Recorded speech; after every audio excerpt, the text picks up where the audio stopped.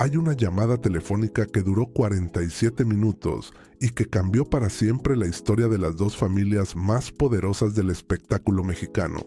Una abuela moribunda de 93 años, una nieta de 33 que no tenía nada que perder, y un secreto de 35 años guardado en un sobre beige dentro de una caja de cartón, al fondo de un armario, en una casa de Jardines del Pedregal. Lo que salió de ese armario sacudió a México entero. Esto es lo que ocurrió de verdad, con fechas, con nombres, con la carta que Luis Miguel escribió de su puño y letra una noche de diciembre de 1989, y que nadie más que Silvia Pinal había visto hasta que Frida Sofía decidió que los secretos de otras personas habían pesado sobre ella el tiempo suficiente. Para entender por qué ese sobre existía, por qué llevaba décadas escondido y por qué fue Frida Sofía, y no Alejandra Guzmán, y no el propio Luis Miguel, quien finalmente lo sacó a la luz, hay que retroceder hasta el principio de todo, hasta 1989, hasta una Ciudad de México que olía a música nueva y a juventud que no pedía permiso, hasta dos artistas jóvenes que gravitaban en la misma órbita sin que nadie supiera todavía las consecuencias de esa colisión. Alejandra Guzmán Pinal nació el 9 de febrero de 1968 cargando, desde antes de nacer, un peso que los demás niños no tienen. Era hija de Enrique Guzmán, el ídolo del rock en español de los años 60, y de Silvia Pinal, la actriz más importante del cine mexicano del siglo XX, musa de Luis Buñuel, estrella de Televisa, monumento viviente de la cultura popular de un país entero. Crecer con ese apellido no era crecer en una familia, era crecer dentro de una institución, con todas las presiones invisibles pero aplastantes que eso implica. Alejandra respondió a esa presión de la única manera que sabía, convirtiéndose en algo que nadie en ese México de finales de los 80 estaba del todo preparado para ver.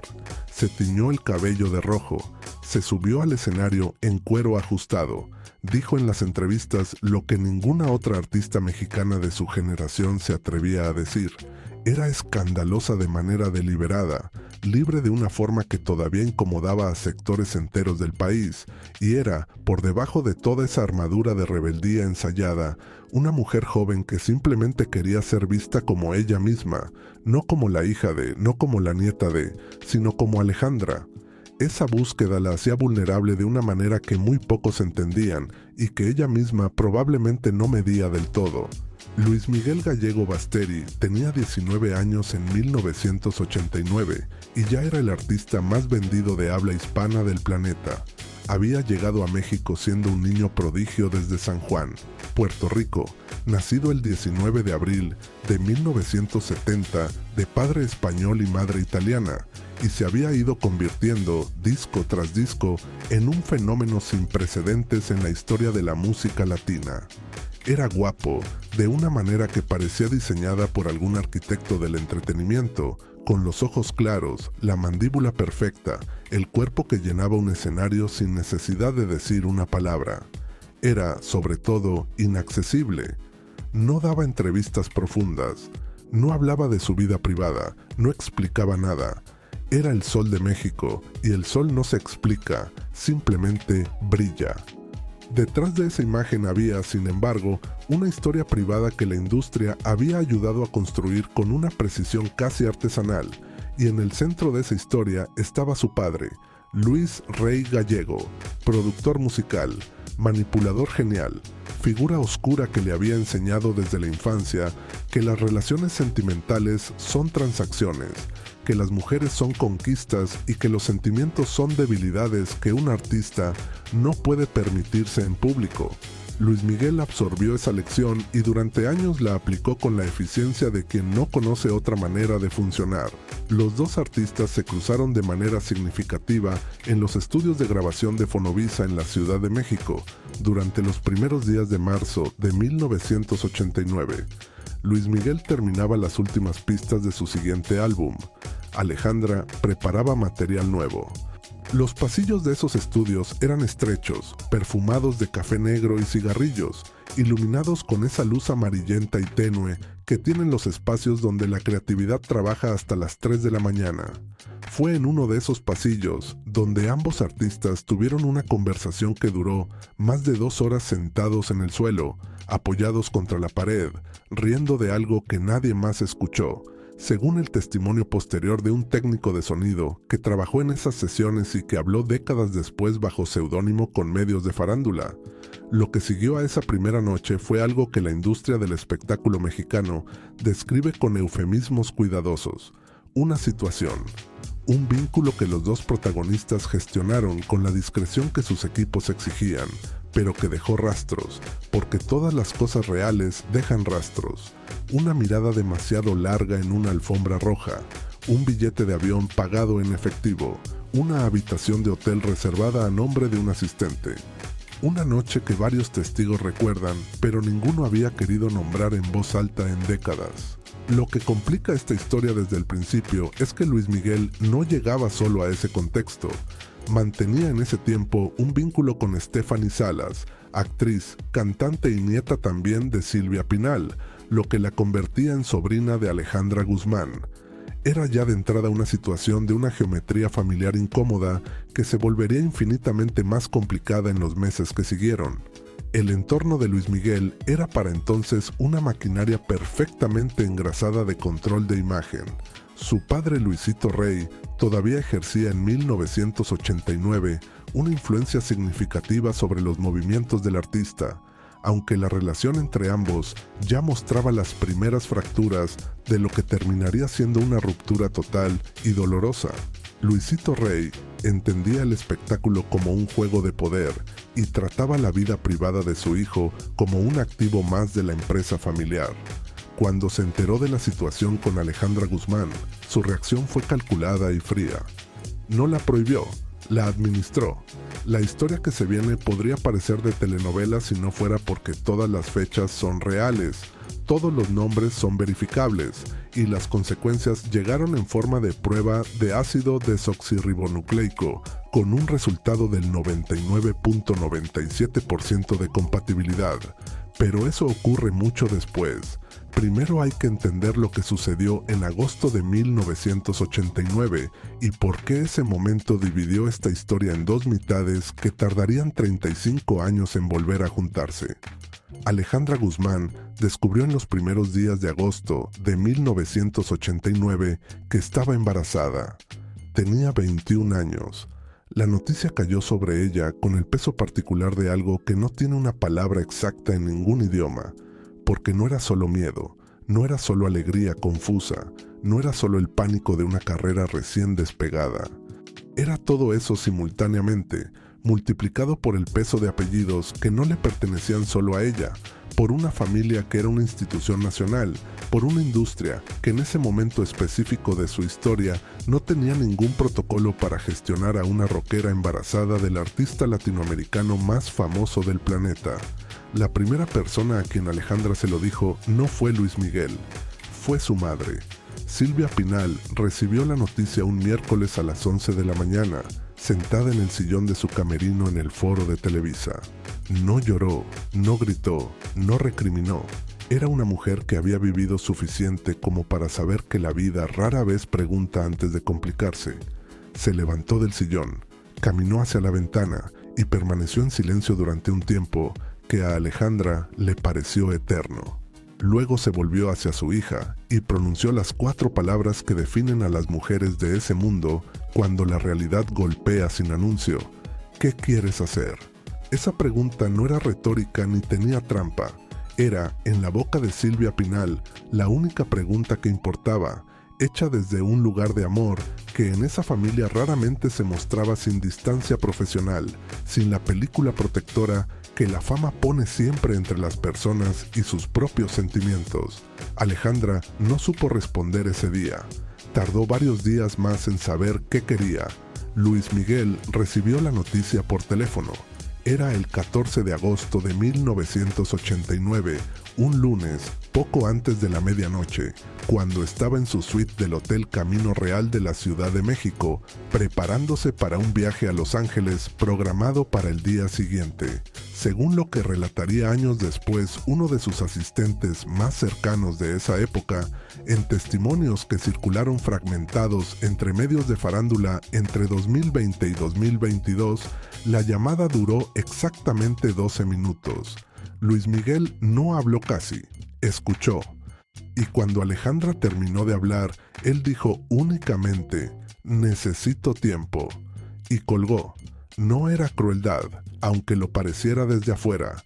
Era el comportamiento exacto de un hombre joven que había sido entrenado desde la infancia para tratar las emociones como problemas logísticos, identificar el problema, trasladarlo al equipo adecuado, encontrar una solución que no interfiera con la agenda. Luis Miguel tenía 19 años, todo el peso de una industria encima, y en ese momento no supo hacer otra cosa que esconder la tormenta detrás de la máscara perfecta. El tiempo que pidió duró 4 días. Al 5.º día, Luisito Rey llamó personalmente a Silvia Pinal. Esa conversación entre el patriarca y la matriarca es la pieza central de toda esta historia. Es el momento exacto en que el secreto dejó de ser personal y se convirtió en institucional. Luisito Rey habló durante 20 minutos. Silvia Pinal, según su propio relato posterior, lo escuchó con la compostura fría de alguien que ya sabe exactamente lo que le van a pedir antes de que la otra persona termine de pedirlo. Lo que Luisito Rey propuso era simple en su estructura y monstruoso en su implicación. El niño, porque en esa conversación ya se hablaba del bebé como el niño, con una certeza que nadie había fundamentado aún en ninguna ecografía, no podría nacer con el apellido que le correspondía por sangre. La carrera de Luis Miguel estaba en un punto demasiado delicado. Los planes del año siguiente incluían una gira internacional de dimensiones nunca antes vistas para un artista latinoamericano. Un escándalo de paternidad con todos los elementos de esta historia particular, la madre rockera, la familia Pinal, las implicaciones para Stephanie Salas y su propia situación con Luis Miguel sería devastador. No solo para Luis Miguel, para todos. Luisito Rey terminó esa parte de su argumento con una frase que Silvia Pinal no olvidaría jamás. El apellido gallego Basteri no puede aparecer en ningún acta de nacimiento. Eso es lo único que le pido. Silvia Pinal esperó a que el silencio del otro lado de la línea se volviera incómodo. Entonces respondió, eso no es su decisión, ni la suya ni la mía. Eso lo decide mi hija. Y colgó. Lo que Alejandra decidió en los días que siguieron es lo que divide esta historia en antes y después, y lo que hay que comprender sobre esa decisión es que no fue tomada en libertad plena. Fue tomada bajo una presión que es difícil imaginar desde fuera y que solo puede entenderse desde adentro de esa industria, de esa familia, de ese momento histórico específico. Alejandra Guzmán decidió continuar con el embarazo, pero también decidió, envuelta en esa arquitectura de presiones cruzadas, que el niño no llevaría el apellido de su padre, que su existencia sería real, que su origen sería una historia que el mundo nunca sabría completa, que habría un nombre visible en el acta, una narrativa pública construida con la precisión quirúrgica con que se construyen las leyendas en el mundo del espectáculo. El niño nacería, pero Luis Miguel nunca sería, ante los ojos del mundo, su padre. Lo que nadie calculó, ni Luisito Rey con toda su astucia, ni los representantes de ambos artistas, ni siquiera Silvia Pinal con toda su experiencia de mujer que había sobrevivido décadas en una industria diseñada para destruir a las personas que ama, es que los secretos no mueren. Los secretos se transforman, encuentran nuevos cuerpos en los que habitar, pasan de voz en voz, de generación en generación, hasta que llegan al oído de alguien que no tiene nada que perder y todo que decir. Y ese alguien, décadas después, se llamaría Frida Sofía. Pero todavía falta mucho para llegar ahí. Primero hay que entender cómo se construyó la muralla, porque para entender cómo cayó, hay que saber exactamente de qué estaba hecha. El embarazo avanzó en silencio. No el silencio de la vergüenza, sino el silencio de la estrategia. Silvia Pinal activó con eficiencia quirúrgica todos los mecanismos que una mujer de su poder y experiencia podía activar en el México del espectáculo de 1989. Los médicos eran de confianza absoluta. Las citas se agendaban con nombres ficticios. Las pocas personas que sabían, asistentes personales, el representante de Alejandra, 2 o 3 amigos íntimos que juraron discreción, fueron envueltos en esa arquitectura del secreto con la naturalidad de quien ha aprendido que en ese mundo la información es siempre una moneda de cambio y que la mejor manera de protegerla es hacerle creer a cada persona que la conoce que es la única que la conoce. Alejandra siguió trabajando, siguió apareciendo en eventos, siguió siendo la Guzmán feroz, brillante, indestructible. Nadie en la prensa lo notó, o si lo notaron, eligieron no publicarlo, porque en el México de finales de los 80 existía todavía un pacto no escrito entre la prensa del espectáculo y las grandes figuras de la industria, un pacto que hoy resultaría inconcebible, pero que entonces funcionaba con la solidez de una costumbre ancestral. Lo que ocurrió detrás del escenario se quedaba detrás del escenario, siempre y cuando las figuras siguieran siendo rentables, siempre y cuando el negocio siguiera girando. Luis Miguel, por su parte, se fue a Los Ángeles. Desde ahí mantenía, según fuentes cercanas a su entorno de esa época, una línea de comunicación indirecta, mensajes transmitidos a través de intermediarios, pequeñas señales que llegaban en forma de arreglos florales sin remitente, de llamadas desde números que no aparecían en el registro, y algo más concreto, más tangible, que comenzó en diciembre de 1989 y que tomaría una forma definitiva en esa carta que Silvia Pinal guardaría durante 35 años. Una transferencia bancaria mensual cuyo destinatario final era una cuenta que Silvia Pinal administraba personalmente. No era mucho, era lo que un hombre de 19 años que no sabía cómo ser padre podía ofrecer cuando el mundo le había enseñado que los sentimientos son débiles y que los contratos son fuertes. Era también, a su manera, una confesión, una firma al pie de algo que ningún papel oficial iba a registrar jamás. El niño nació en la madrugada del 3 de febrero de 1990. Fue un parto largo, de más de 12 horas, en una clínica privada en las lomas de Chapultepec, cuyo nombre Silvia Pinal se aseguró de que no apareciera en ningún documento público relacionado con el nacimiento. Alejandra tenía 21 años y 11 meses. La habitación olía a antiséptico y a flores blancas que alguien, nadie supo exactamente quién, había dejado sobre la mesita junto a la cama. Silvia Pinal estuvo presente durante todo el proceso, sentada junto a su hija, sosteniéndole la mano con esa fuerza silenciosa que era su manera de decir todo lo que no sabía decir con palabras. Cuando el niño llegó al mundo, Alejandra lloró, no de dolor, aunque el dolor también estaba. Lloró de algo más difícil de nombrar, esa mezcla de amor instantáneo y terror, de plenitud y pérdidas simultáneas que solo conocen las mujeres que dan a luz, sabiendo que la historia que van a contar sobre ese momento no va a ser la historia verdadera. El niño era sano, era hermoso, tenía los ojos claros de su padre. Silvia Pinal los miró durante un momento largo y luego apartó la vista hacia la ventana, donde el amanecer de la Ciudad de México comenzaba a dibujarse sobre el horizonte con esa luz gris y suave que tiene la madrugada antes de que el mundo despierte a recordarle a uno sus obligaciones.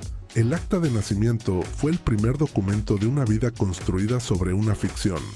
El apellido paterno que aparecía en ella no era Gallego Basteri, era el apellido de un hombre cuya identidad ha sido protegida hasta hoy, con una tenacidad que solo puede explicarse por la magnitud de lo que estaba en juego. Un hombre cercano al entorno de la familia Guzmán Pinal, discreto, confiable, dispuesto a prestar su nombre para una historia que todos sabían falsa y que todos acordaron tratar como verdadera. No era la primera vez que algo así ocurría en el mundo del espectáculo mexicano y no sería la última. Lo que sí era inusual era la escala del secreto, porque no se trataba solo de ocultar un embarazo no planeado. Se trataba de ocultar el vínculo entre dos de las familias más poderosas e icónicas del entretenimiento en México. La familia Guzmán Pinal, 3 generaciones de estrellas, una matriarca que era literalmente un monumento cultural vivo. Y del otro lado, aunque de manera invisible, el universo de Luis Miguel, el artista que vendería más de 100 millones de discos en su carrera, el hombre cuyo nombre era sinónimo de una era entera de la música latina. Mantener ese secreto no era un asunto privado, era un proyecto de gestión de imagen a escala industrial. Las semanas que siguieron al nacimiento fueron para Alejandra las más extrañas de su vida. Por fuera, el mundo seguía girando con normalidad. Por dentro, habitaba simultáneamente 2 realidades que no podían tocarse. La madre que amamantaba a su hijo en la privacidad de una casa que Silvia Pinal había dispuesto para ella, y la artista que en pocas semanas tendría que volver a los escenarios, a las entrevistas, al personaje público que el mundo esperaba ver. La disociación entre esas 2 vidas comenzó entonces y nunca terminó del todo. Luis Miguel volvió a México en marzo de 1990. Hubo un único encuentro privado entre él y Alejandra en una casa en San Ángel, a puerta cerrada, del que nadie salió a hablar. Lo que se dijo en esa habitación es territorio de conjetura, pero lo que ocurrió después de ese encuentro es un hecho. Luis Miguel no volvió a buscar a Alejandra de manera directa, y Alejandra no volvió a mencionar su nombre en ninguna entrevista durante los siguientes 3 años.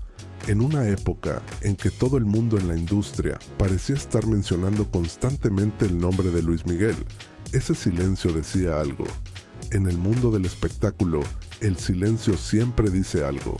Frida Sofía Guzmán Moctezuma nació el 1 de junio de 1992, hija de Alejandra y de Pablo Moctezuma, un hombre de herencia aristocrática mexicana que nunca encajó del todo en el universo del espectáculo y cuya relación con Alejandra fue desde el principio una historia de incompatibilidades brillantes.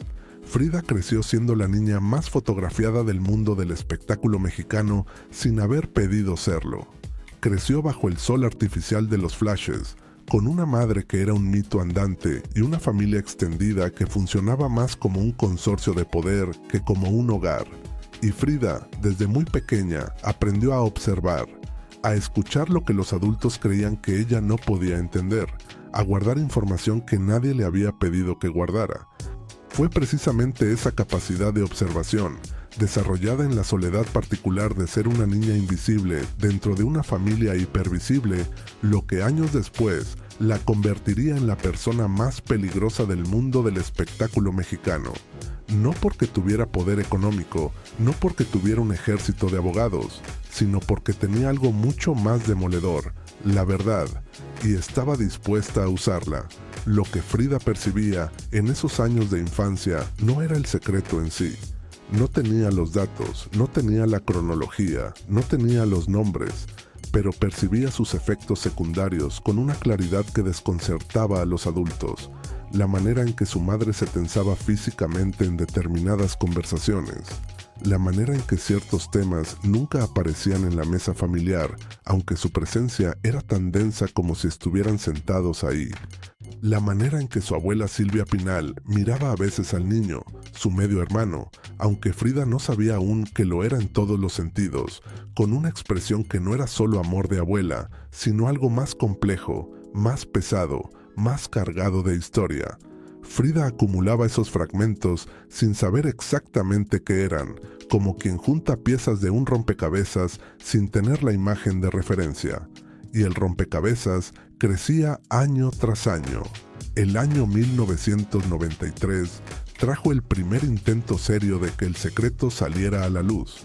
Una asistente personal que había trabajado con Alejandra durante los años del embarazo y el nacimiento, identificada en los registros solo como Carmela, cometió lo que en ese mundo se considera el pecado imperdonable.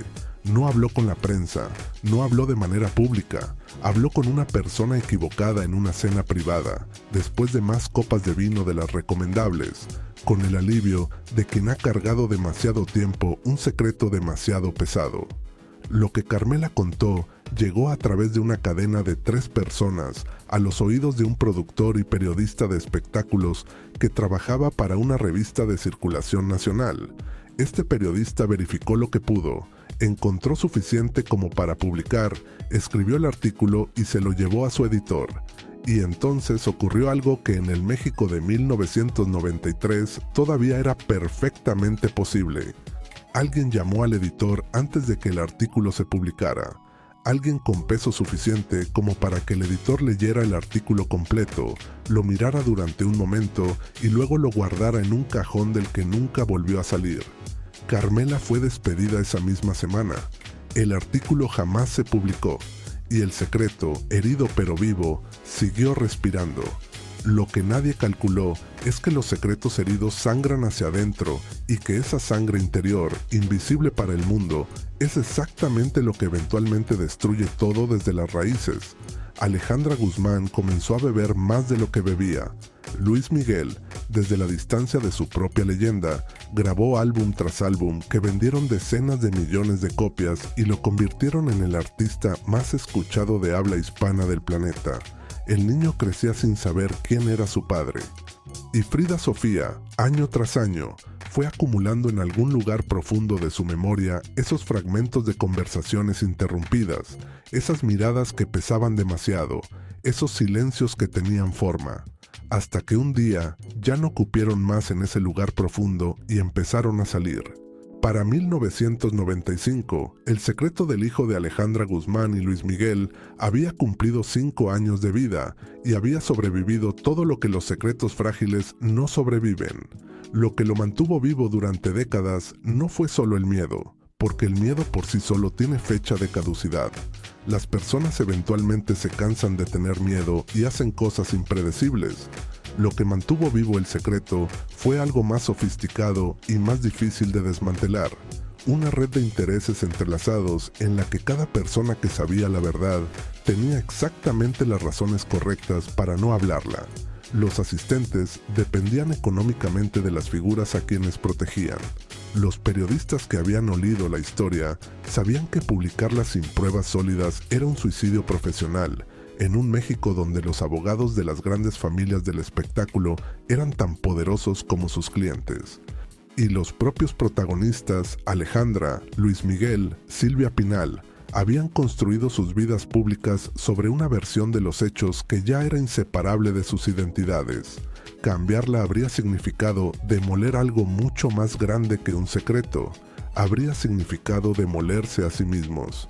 En 1996, Stephanie Salas, la actriz y cantante, nieta de Silvia Pinal, sobrina de Alejandra Guzmán y madre de Michelle Salas, la única hija públicamente reconocida de Luis Miguel, concedió una entrevista en la que deslizó una frase que los periodistas de espectáculos de la época recordarían durante años. Luis Miguel tiene más de lo que el mundo cree que tiene. La frase fue interpretada entonces como una referencia críptica al patrimonio económico del artista. Con la perspectiva que da el tiempo, suena como otra cosa completamente. El momento llegó en 1999. El niño tenía 9 años. Una tarde después del colegio, en la cocina de la casa donde Alejandra vivía entonces, el niño levantó la vista del vaso de leche que tenía entre las manos y formuló la pregunta con la simplicidad brutal que tienen los niños cuando todavía no saben que hay preguntas que los adultos no pueden responder sin mentir. Mamá, ¿por qué el papá de mi amigo Felipe viene a buscarlo al colegio y el mío no? Alejandra había ensayado mentalmente una versión de esta conversación cientos de veces desde que el niño empezó a hablar. Había construido una respuesta que era técnicamente verdadera en sus componentes y completamente falsa en su esencia. La pronunció con la voz serena de quien ha aprendido que la convicción con que se dice una mentira es más importante que la mentira misma. El niño la escuchó, asintió, volvió a su vaso de leche, pero sus ojos, antes de bajar la vista, sostuvieron la mirada de su madre una fracción de segundo más de lo necesario.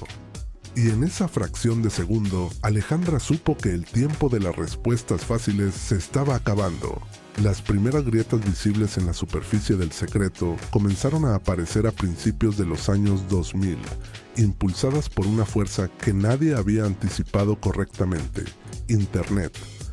La web democratizó el chisme de una manera que las grandes familias del espectáculo mexicano tardaron en comprender y aún más en controlar. Los foros de fans, los primeros blogs de farándula, los sitios de rumores que operaban desde servidores en Estados Unidos y por tanto fuera del alcance de los abogados mexicanos, comenzaron a circular versiones de esta historia con una irregularidad y una imprecisión que paradójicamente la hacía más peligrosa que si hubiera sido publicada en una revista formal, porque los rumores imprecisos son imposibles de desmentir limpiamente y cada intento de desmentirlo les da nueva vida. En 2003, un sitio web de farándula que operaba desde Miami publicó una entrada breve y sin fuentes citadas que afirmaba que Alejandra Guzmán había tenido un hijo de un famoso cantante mexicano a principios de los años 90. La entrada no nombraba a Luis Miguel, no daba fechas precisas, no ofrecía ninguna prueba, pero recibió suficientes visitas como para que la maquinaria de los representantes de ambos artistas se activara en modo emergencia. Se enviaron cartas legales. El sitio eliminó la entrada dentro de las 48 horas. Los representantes declararon que todo era una mentira infame, y sin embargo algo había cambiado. El aire tenía ahora una carga diferente alrededor de ese secreto. La entrada eliminada había sido suficiente para que más gente empezara a hacer preguntas, y las preguntas, una vez formuladas, no desaparecen por decreto legal. Frida Sofía tenía 11 años en 2003. Era ya entonces una niña de una intensidad particular, observadora, sarcástica, con una madurez que desconcertaba a los adultos. Capaz de leer una habitación con la precisión de alguien que ha pasado años aprendiendo a leer las expresiones de personas que profesionalmente saben ocultar lo que sienten. Había crecido en un mundo donde la emoción era siempre actuada y la verdad siempre editada, y había desarrollado como mecanismo de defensa una especie de radar interno para detectar la diferencia entre lo que la gente decía y lo que la gente sentía. Era, sin saberlo, la persona menos indicada a quien confiarle un secreto de ese tamaño. Y sin embargo, el secreto la rodeaba por todos lados. El año 2010 trajo consigo una de las grietas más profundas hasta ese momento. El niño, que para entonces tenía 20 años, estudiaba fuera de México y había construido una vida suficientemente alejada del universo del espectáculo como para mantener una distancia cómoda del secreto que lo definía sin que él lo supiera, recibió por correo electrónico un mensaje anónimo. El mensaje era breve, contenía 3 párrafos y un archivo adjunto. El archivo adjunto era una fotografía de mala calidad, claramente tomada desde la pantalla de otro dispositivo, que mostraba lo que parecía ser una página de un documento médico de 1989. En el documento podían leerse con dificultad, pero con suficiente claridad, 2 nombres y una fecha que lo cambiaba todo. El joven leyó el mensaje 3 veces, luego cerró la computadora portátil. Salió a caminar durante 2 horas por las calles de la ciudad donde vivía, sin destino, con las manos en los bolsillos y la cabeza llena de un ruido que no era exactamente pensamiento, sino algo previo al pensamiento. La vibración que produce una verdad nueva cuando choca contra la estructura de todo lo que creías saber sobre ti mismo. Esa noche llamó a su madre. La conversación duró menos de lo que debería haber durado para abordar algo de ese tamaño. Alejandra habló con calma, confirmó lo suficiente para que la negación ya no fuera posible, negó lo suficiente para que la confirmación completa tampoco lo fuera. Y al final, antes de colgar, dijo algo que el joven no olvidaría jamás. Algún día te voy a contar todo, pero todavía no es el momento. El momento que Alejandra prometía siempre estaba un poco más adelante. Siempre había una razón por la que no era hoy. Una gira, una cirugía, una crisis familiar, la salud de Silvia Pinal, que comenzaba a deteriorarse. Los años pasaron. El momento prometido seguía sin llegar, y el joven, que había aprendido la misma lección que todos en esa familia, que el silencio es siempre preferible al escándalo, eligió esperar. Esto es crucial para entender lo que viene después, porque la paciencia de ese joven tuvo un límite, y cuando ese límite llegó, no llegó solo. En 2019, las tensiones en la superficie de la familia Guzmán Pinal alcanzaron un nuevo punto de quiebre visible. Frida Sofía, que para entonces tenía 27 años y había comenzado su propio proceso de construcción de una identidad pública separada del apellido de su madre, inició una guerra declarada con Michelle Salas, la hija de Luis Miguel y Stephanie Salas. La guerra parecía desde afuera una pelea de egos entre dos jóvenes herederas de apellidos famosos que competían por un espacio de atención en las redes sociales. Pero quienes conocían la historia que corría por debajo sabían que aquella pelea era algo mucho más cargado de significado.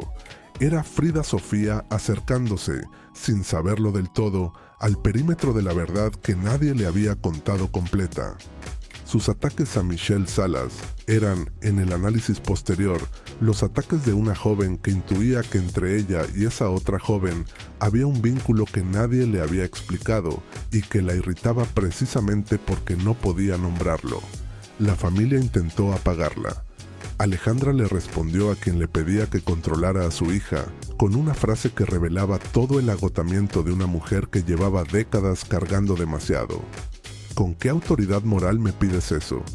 El año 2021 fue el año en que las grietas se volvieron imposibles de ignorar. La segunda temporada de la serie de Luis Miguel en Netflix llevó al horario estelar global la historia del romance entre El Sol y Alejandra Guzmán, presentándolo como un hecho verificado, aunque envuelto en la ficción protectora de la dramatización televisiva. México entero comenzó a hablar. Los periodistas que llevaban años guardando fragmentos de esta historia empezaron a conectarlos públicamente.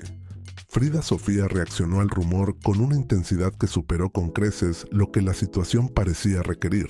Declaró que le parecía asqueroso, palabras fuertes para un rumor que, si fuera solo un rumor, no merecería tanta energía.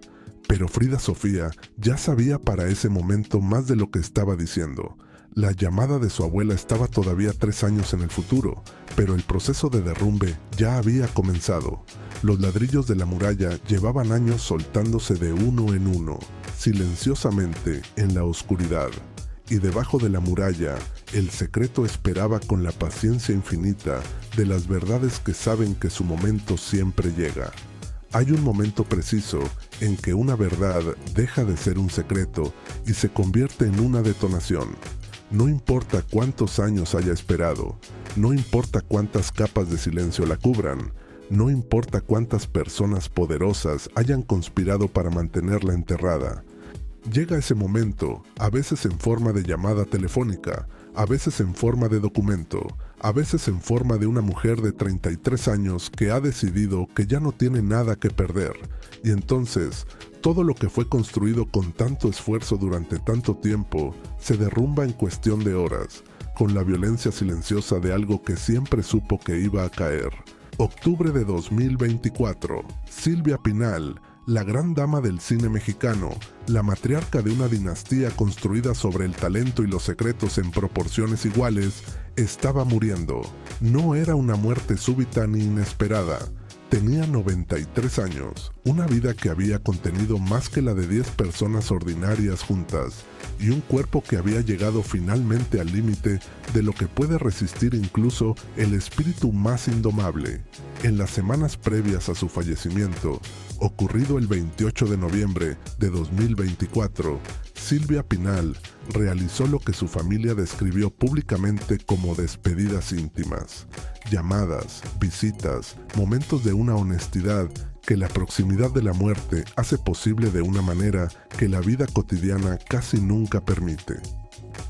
La llamada a Frida Sofía duró 47 minutos, pero lo que ocurrió durante esos 47 minutos fue mucho más que una abuela despidiéndose de su nieta.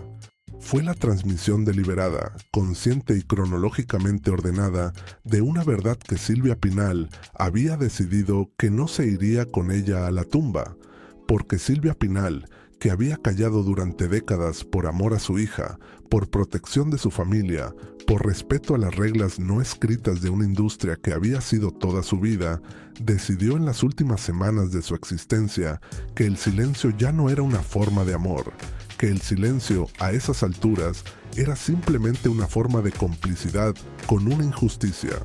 Lo que Silvia le contó a Frida Sofía aquella noche de octubre de 2024 fue la historia completa, no la versión editada que Alejandra había dado a entender en conversaciones fragmentadas, la historia completa. El embarazo de 1989, las conversaciones con Luisito Rey, la decisión del acta de nacimiento, el nombre que no aparecía en ningún documento oficial, pero que estaba presente en cada rincón de esa familia de maneras que nunca habían podido eliminarse del todo. Silvia habló durante casi una hora. Su voz, debilitada por los años y la enfermedad, tenía sin embargo la claridad de alguien que ha ensayado ese momento muchas veces en la privacidad de sus pensamientos y que sabe exactamente lo que quiere decir y cómo quiere decirlo. Y luego, antes de que Frida pudiera procesar completamente lo que estaba escuchando, Silvia Pinal hizo algo que nadie esperaba. Le dijo dónde estaba la prueba. No era solo una historia oral, vulnerable a la negación y al tiempo. Era un documento físico. Una carta manuscrita guardada durante décadas en un sobre dentro de una caja de cartón, al fondo del armario de la habitación principal de la casa de Silvia Pinal, en la colonia Jardines del Pedregal. Una carta que Luis Miguel había escrito de su puño y letra en diciembre de 1989, dirigida a Silvia Pinal, en la que reconocía explícitamente su paternidad, prometía una contribución económica mensual para el bienestar del niño y pedía, con una formalidad que revelaba la influencia del lenguaje de su padre, la discreción absoluta de todos los involucrados. La carta estaba firmada con el nombre completo, Luis Miguel Gallego Basteri, fechada el 12 de diciembre de 1989 a las 11:47 de la noche. Silvia Pinal la había guardado 35 años como seguro, como prueba, como la única garantía que una madre puede tener de que la verdad no desaparece completamente, aunque todo el mundo decida mirar para otro lado. Frida Sofía viajó a la Ciudad de México 3 días después de esa llamada. Llegó a la casa de Pedregal en una tarde de finales de octubre, cuando la luz del atardecer en la ciudad tiene esa calidad dorada y suave que convierte cualquier momento ordinario en algo que parece destinado a recordarse. Silvia Pinal estaba en cama, pequeña y frágil dentro de las sábanas blancas, pero con los ojos todavía vivos, con esa chispa que fue siempre la marca de su inteligencia. Frida se sentó junto a ella, le tomó la mano, y Silvia le señaló el armario con un gesto mínimo, casi imperceptible, de la cabeza. Frida encontró la caja donde su abuela le había indicado. La abrió sobre la cama junto a Silvia, que la miraba con una expresión que mezclaba el alivio de quien finalmente entrega algo demasiado pesado con la melancolía de quien sabe que ese acto no puede deshacerse. Dentro de la caja, entre papeles viejos y fotografías y los pequeños objetos que acumula una vida larga, estaba el sobre beige, ligeramente amarillento por los años, con el nombre de Silvia Pinal, escrito a mano en tinta azul, con una caligrafía que cualquier grafólogo habría identificado sin dificultad. Frida lo abrió con manos que no temblaban, porque en ese momento ya había cruzado el umbral de los nervios y había entrado en ese territorio extraño de la claridad absoluta que produce la confrontación con una verdad que ya no puede negarse. Leyó la carta, la leyó 2 veces, luego la dobló cuidadosamente, la devolvió al sobre y lo guardó en su bolso. «Abuela», dijo con una voz que era más serena de lo que cualquiera hubiera esperado, «¿por qué me la estás dando a mí?» Silvia Pinal la miró durante un momento largo y luego respondió con la precisión de alguien que ha pensado esa respuesta durante mucho tiempo. «Porque tú eres la única de esta familia que no tiene miedo de ser odiada por decir la verdad». Silvia Pinal falleció el 28 de noviembre de 2024. Los funerales fueron un acontecimiento nacional. El gobierno mexicano decretó luto oficial. Los canales de televisión interrumpieron su programación normal. Miles de personas se congregaron para despedir a la mujer que había sido durante décadas el rostro más reconocible del cine y el teatro mexicanos. Entre los presentes en el velatorio estaba Alejandra Guzmán, deshecha, con el maquillaje corrido por las lágrimas de maneras que no tenía energía para ocultar. Luis Miguel no apareció públicamente. Su ausencia fue notada, comentada brevemente y luego absorbida por el torrente de homenajes. Frida Sofía también estuvo presente, callada, vestida de negro, con una compostura que quienes la conocen describieron después como inusual para ella. Durante toda esa noche de despedidas y flores y discursos sobre el legado de Silvia Pinal, Frida cargó en silencio el peso de saber que tenía en su poder el documento que podía reescribir la historia de esa familia para siempre. La pregunta ya no era si lo usaría, la pregunta era cuándo y cómo. La decisión llegó en enero de 2025, después de una conversación que Frida Sofía intentó tener con su madre y que Alejandra Guzmán eligió no tener. Frida buscó a Alejandra 3 veces en ese mes. Las 3 veces recibió como respuesta la misma muralla de asistentes y agendas complicadas, y promesas de pronto hablamos que reconocía de toda su vida. La 4ª vez no llamó. Le envió una fotografía de la carta al teléfono de Alejandra, solo la fotografía, sin texto. Alejandra tardó 6 horas en responder. Cuando lo hizo, fue con un mensaje de 4 palabras. Eso no cambia nada. Frida Sofía leyó esas 4 palabras, las guardó, y entonces supo exactamente lo que iba a hacer. El 14 de febrero de 2025, a las 11:47 de la noche, la misma hora exacta que aparecía en la carta de Luis Miguel, en una sincronía que Frida eligió deliberadamente como declaración simbólica, publicó en sus redes sociales una historia de Instagram que duró 24 horas, pero que en ese tiempo fue capturada, compartida y replicada millones de veces. La historia contenía 3 cosas: una fotografía del sobre cerrado con la escritura de Luis Miguel visible, un texto breve que decía: 35 años es mucho tiempo para cargar la mentira de otra persona. Mañana hablo, y una imagen final. Ella misma, sentada en silencio, mirando a cámara con la expresión tranquila de alguien que ya tomó la decisión más importante de su vida y ya no siente miedo. México no durmió esa noche. La entrevista que Frida Sofía concedió al día siguiente, el 15 de febrero de 2025, fue el acontecimiento mediático más visto en la historia del espectáculo mexicano en plataformas digitales. En 4 horas de transmisión en vivo, Frida contó todo: el embarazo de 1989, la llamada de Silvia Pinal, la carta, el nombre completo, la fecha, la firma. Mostró la fotografía del documento, leyó en voz alta, con la voz ligeramente tensa de quien sabe que cada palabra que pronuncia es un punto de no retorno, el fragmento central de la carta, las palabras en que Luis Miguel Gallego Basteri, con 19 años y letra apretada de quien escribe con urgencia, reconocía ser el padre de un niño que México nunca supo que existía. Mientras hablaba, la tendencia en todas las plataformas de redes sociales en México, España, Argentina y Estados Unidos era una sola frase: el hijo de Luis Miguel. Alejandra Guzmán emitió un comunicado a través de sus representantes a las 2 horas de iniciada la entrevista. Era de una brevedad que decía todo lo que no decía. Luis Miguel, como era su costumbre ante los escándalos que no podía controlar, no dijo nada. Su silencio esta vez no funcionó como escudo. El joven que para febrero de 2025 tenía 35 años, una vida construida en la discreción, un hombre que el mundo conocería por primera vez en esas horas, recibió la noticia de la entrevista de Frida Sofía de la manera más brutal posible, a través de las notificaciones de su teléfono, igual que el resto del mundo. Nadie lo había llamado para advertirle, nadie lo había preparado. 35 años de una identidad construida cuidadosamente se estaban desmoronando en tiempo real mientras su nombre circulaba por millones de pantallas en todo el mundo hispanohablante. Sus manos temblaban cuando apagó el teléfono. Y en el silencio de esa habitación, solo, lejos del estruendo mediático que su existencia acababa de generar, lloró por primera vez desde niño con el llanto de alguien que no llora de tristeza, sino de algo mucho más complicado: el extraño alivio de quien finalmente puede dejar de no saber quién es.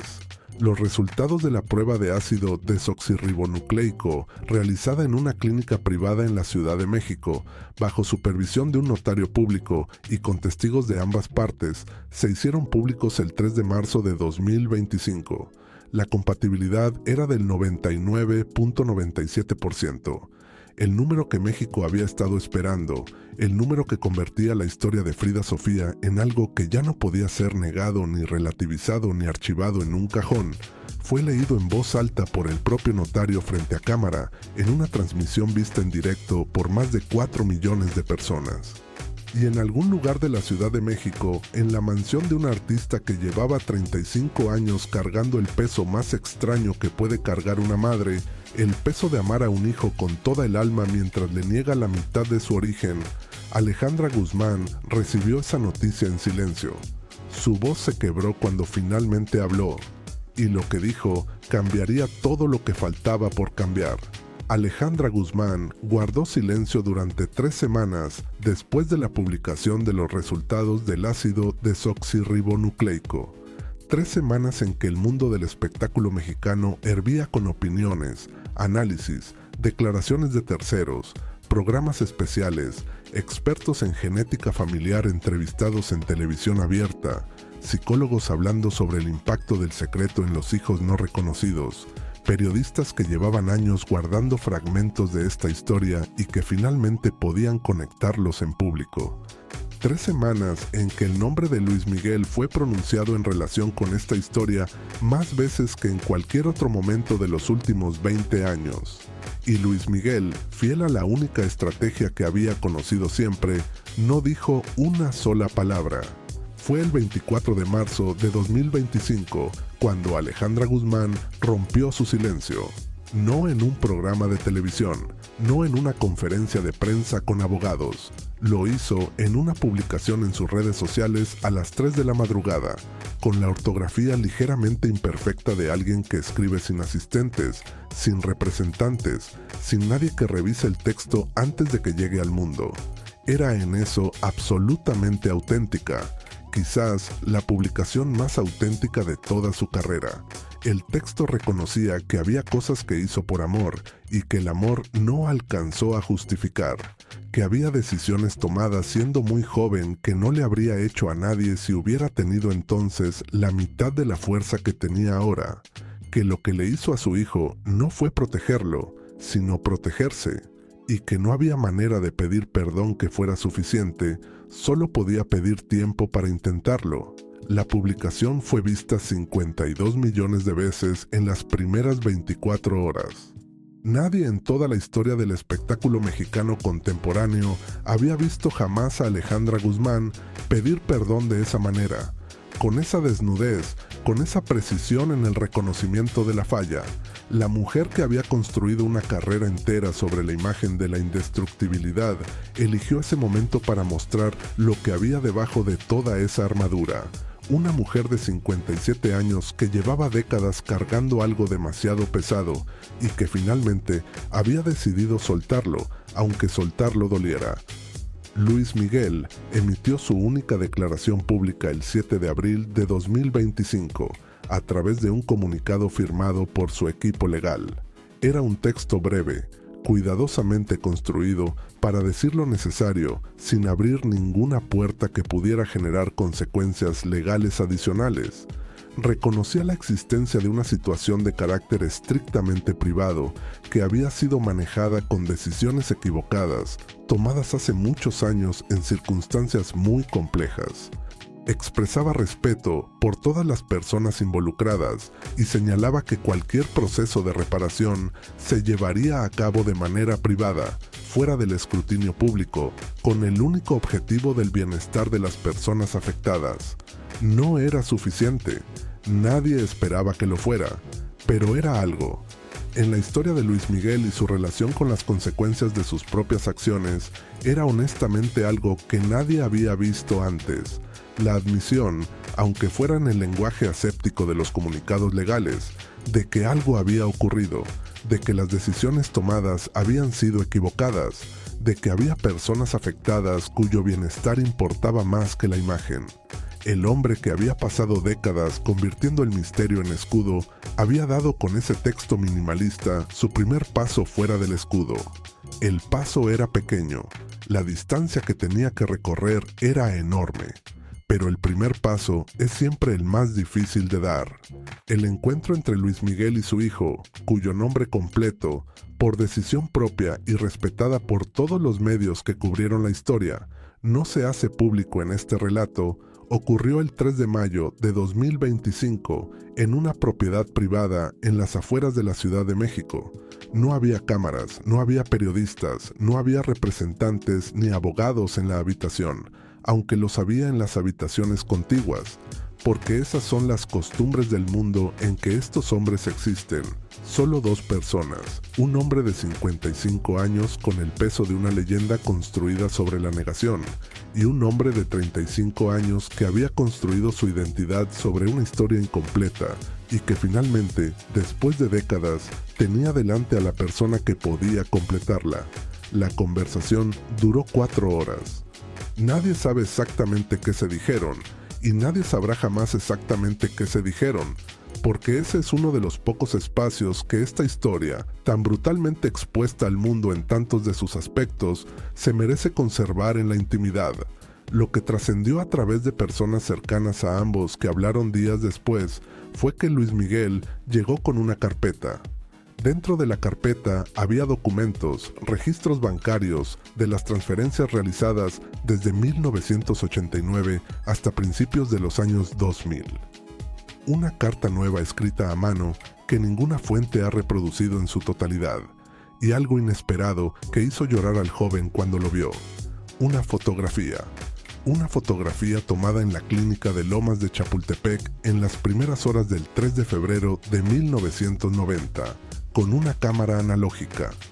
En ella aparecía Luis Miguel con 19 años recién cumplidos y la expresión de alguien que no sabe si lo que siente es terror o amor, sosteniendo en brazos a un recién nacido de horas. Luis Miguel había guardado esa fotografía 35 años. La había cargado consigo en todos los traslados, en todos los hoteles, en todos los estudios de grabación, en todas las ciudades del mundo donde su leyenda brilló con esa intensidad que solo tienen los astros que se consumen a sí mismos para iluminar a otros. Era la confesión más íntima de un hombre que nunca había sabido confesar nada. La prueba de que incluso en el silencio más absoluto, en la negación más prolongada, hay cosas que uno no puede soltar, porque no soltarlas es la única forma que uno tiene de admitir, aunque sea solo ante sí mismo, que existen. Frida Sofía observó todo lo que siguió desde una distancia que ella misma eligió. No era la distancia de quien se arrepiente de lo que hizo. Era la distancia de alguien que ha completado su parte en una historia y sabe que lo que viene a continuación le pertenece a otras personas. Había hecho lo que su abuela le había pedido implícitamente en esa llamada de 47 minutos. Había dicho la verdad. Y en efecto, hubo odio. Hubo acusaciones de traición, de cálculo mediático, de usar el dolor familiar como moneda de atención pública. Hubo personas cercanas a Alejandra que le dejaron de hablar. Hubo fans de Luis Miguel que le llenaron sus redes sociales de insultos. Hubo columnistas que la describieron como una bomba sin escrúpulos arrojada sobre su propia familia. Pero también hubo algo que Frida Sofía no esperaba del todo.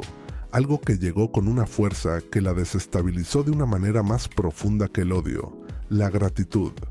Miles de personas que habían crecido en familias con secretos similares, que habían sido criadas con medias verdades sobre sus orígenes, que llevaban décadas preguntándose sobre nombres que sus madres no pronunciaban, escribieron a Frida Sofía para decirle que su acto de valentía les había dado permiso para hacer sus propias preguntas, que ver a alguien decir la verdad en voz alta, con las consecuencias que eso acarreaba, les había recordado que la verdad tiene valor aunque duela, aunque destruya cosas que parecían sólidas, aunque llegue demasiado tarde para algunos y demasiado pronto para otros.